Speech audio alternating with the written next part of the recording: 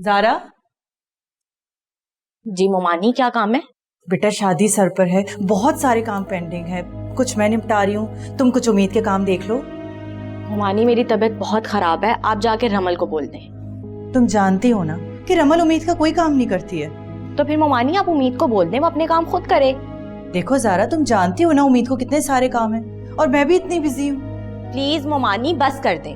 मैं सब समझती हूँ, आपने मुझे बहू कम और नौकरानी ज्यादा समझ ली है। ज़ारा, मैं नोट कर रही हूँ कि तुम दिन ब दिन बदतमीज होती जा रही हो। और घर के काम तो सब लोग मिलकर करते हैं ना। उम्मीद के काम तो फरहान भी कर लेता है। अगर तुम कर लोगी तो क्या हो जाएगा? तो फिर आप फरहान को ही कहते वो कर ले, और प्लीज जाएं यहाँ से, मुझे अकेला छोड़ दे। ज़ारा, तमीज से बात करो मुझसे। मारूफ, तुम मेरी बेटी से ऐसे क्यों बात कर रही हो? कौन सी गलती कर दी मेरी बेटी ने जो तुम ऐसे डांट रही हो? इस दिन के लिए मैंने अपनी बेटी को बिहा कर इस घर में भेजा था। देख रही हैं आप किस तरह का सुलूक किया जा रहा है मेरे साथ इस घर में। और मोमानी हर वक्त मुझे काम काम काम का बोलती रहती हैं। इन्होंने तो मुझे नौकरानी समझ लिया है। ज़ारा, तुम परेशान मत हो, मैं भी देखती हूँ कि यहाँ कौन तुम्हें तकलीफ देता है। और मारूफ, मैं सब समझ रही हूँ, तुम अपनी बेटी और बहन का बदला ले रही हो ना मुझसे। सवेरा अल्लाह जानता है, और ये तुम भी जानती हो कि हमेशा मैंने ज़ारा को अपनी बेटियों की तरह बना के रखा है।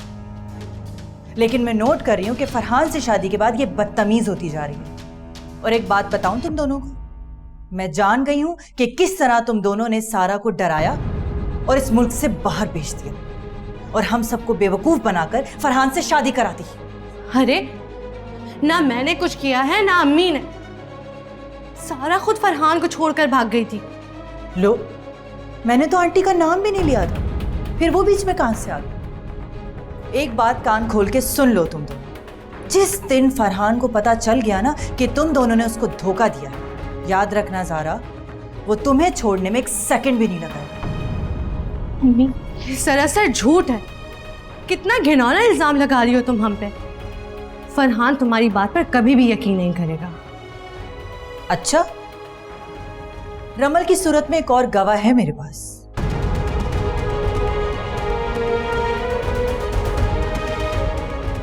नहीं नहीं मोमानी, आप प्लीज ऐसा कुछ मत कीजिएगा।